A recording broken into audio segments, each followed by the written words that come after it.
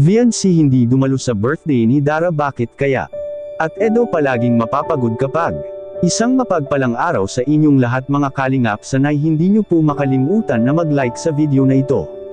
At paunawa tapusin muna ang kabuuhan ng video na ito mga kalingap at para malaman ang nilalaman nito.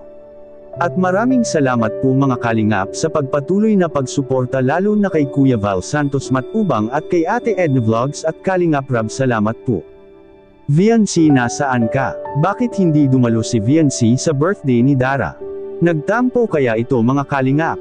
Yan ang sama-sama nating malalaman mamaya na.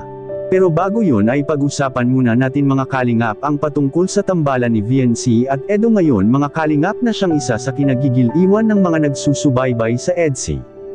Hindi na makapaghintay pa si Edo mga kalingap na umabot pa sa 4 na taon na maghintay para sa kanyang panliligaw kay Viancy. At bakit? Mas naging kampante kasi si Edo mga kalingap, lalo pa at malapit na matatapos ang taon ngayon at sa susunod na taon ay si Viancy ay maging ganap na isang dalaga sa susunod na taon at nasa legal age na ito at pwede nang maliligawan ni Edo.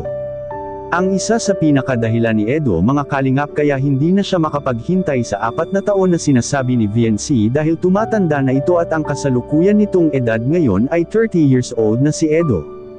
Kaya hindi na talaga siya makapaghintay pa ng matagal siya na sasagutin ni Viancy dahil matagal na panahon na rin si Edo mga kalingap na hindi nakaranas ng may girlfriend. At kapag nagkataon kung sagutin ni Viancy si Edo ay maaring si Viancy na ang huling maliligawan ni Edo mga kalingap dahil titiyakin ni Edo na kapag siya ay makapag-girlfriend muli siguradong aasawahin na rin niya ang kanyang magiging future na maging girlfriend. Kung si Viancy naman ang tatanungin mga kalingap ay magtapos muna siya ng kanyang pag-aaral bago sagutin ang panliligaw ni Edo sa kanya. At bagay na hindi nagustuhan ni Edo mga kalingap ang narinig niya kay Viancy dahil matagal pa ito bago mangyayari kung ganun talaga ang gusto ni Viancy mga kalingap. Hindi naman sa pinipilit ni Edo si Viancy na sagutin niya si Edo, ang punto lang po dito mga kalingap ay hindi na makapaghintay pa si Edo sa 4 na taon dahil sa susunod na taon na ang plano ni Edo na umakyat ng ligaw na talaga si Edo kay Viancy. At kung ano man ang magiging kalalabasan ay tiyak respetuhin pa rin ito ni Edo ang maging desisyon ni Viancy mga kalingap.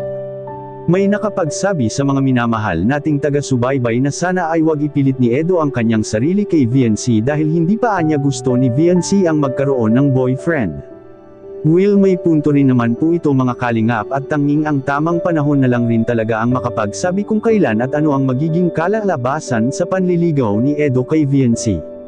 Subalit karamihan sa nagsusubaybay sa EDSI ay gusto rin nila na kahit sagutin lang muna si Edo ni Viancy bilang boyfriend at inspiration sa kanyang buhay.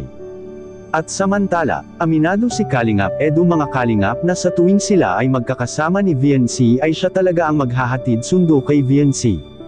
Ito rin ang gusto ni Edo na matatapos na kaagad ang pabahay kay Viancy dahil malapit-lapit lang ang pabahay ngayon ni Viancy sa kanila ni Edo, hindi katulad ng bahay nila sa tabing dagat. Napapagod si Edo kung doon niya pupuntahan si Viancy dahil malayo nga ito mga kalingap at ito rin ang dahilan ni Viancy kaya siya hindi muna matulog sa bagong bahay nila at doon anya muna siya matutulog sa tabing dagat na kanilang bahay dahil doon rin ang pinaka mas malapit sa kanyang paaralan at walang makapaghatid sundo kay Viancy. Ngunit sabi ni Edo na hindi safety kung siya lang mag-isa doon sa lumang bahay nila dahil maaring may pumasok lalo pa kapag nalaman nilang si Viancy lang mag-isa matutulog doon.